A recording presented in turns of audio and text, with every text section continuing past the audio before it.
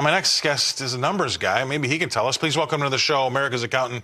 That's Dan Geltrude. Dan, when you think about it as far as the world goes, and we're 34% of the world's debt, and then you look at our numbers on our own, look, it's unsustainable. But it seems like nobody cares. What do you think? I don't know if it's that no one cares in as much, Scott, as people don't understand it. These numbers are so big, you just can't comprehend it. So I don't know if we can necessarily blame the general public for not understanding how staggering these numbers are. When you look at the entire globe at 97 trillion, and we're at 34 trillion going to 35 trillion, certainly before this year is out, you just can't imagine how much money that is. But what does it really mean to all of us? Well, here's what it means.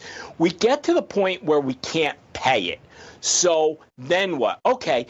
Then you start printing money because it has to be paid. You can't default, right, and go bankrupt. So now you start printing more money. And then what happens? Supply and demand. Too much supply, it becomes worthless. So all of a sudden, it costs $1 million for a gallon of milk. In the meantime, you're not making $1 million. So where it leads to, Scott, is what I would say financial Armageddon. And that is real. Now, forget about Japan or anybody else. That is real. And when we get to that point, because at some point we will, it's not just the U.S., Scott. It's the entire world's financial system collapsing. Now, I know people are worried about melting ice caps, and I'm not saying that's not important, but a financial meltdown would actually be worse. And you're right. You brought up, a default. We're not going to default because we have the printing press, but that doesn't mean it's any better. What I say that is a technical default because you're going to be printing money. We'll have inflation run through the roof, and you'll be paying off the people that bought your bonds with dollars that are worthless, right? And to that point, don't you subscribe to the thought that government's kind of like that because they get to borrow strong dollars and get to pay them back with dollars that are worthless, correct?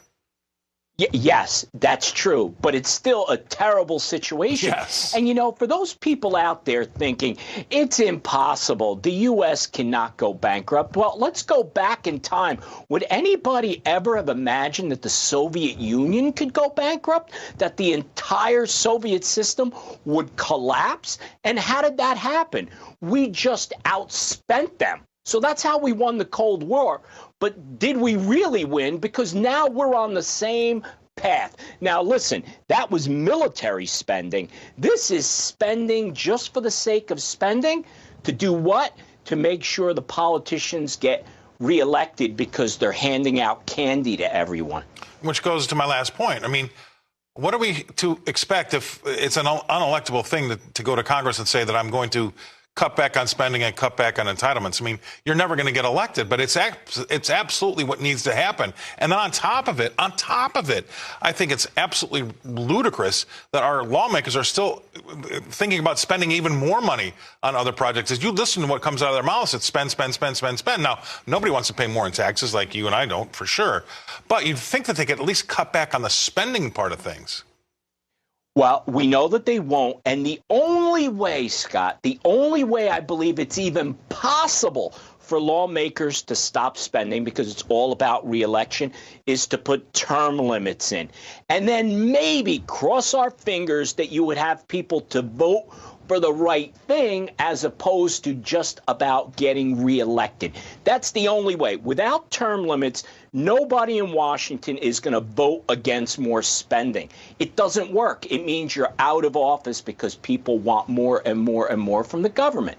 So will term limits ever happen? Who knows? But to me, that's the answer, or part of the answer. Okay, and so, give me 34 trillion in December. Now it's going to be 35 trillion.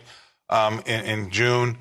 I don't see this ending. I really don't. I do see some sort of technical default. I mean, there's going to be an inflationary issue. I mean, if you look at the M2, which is the money supply, we talked about this with Jim Murio on Friday.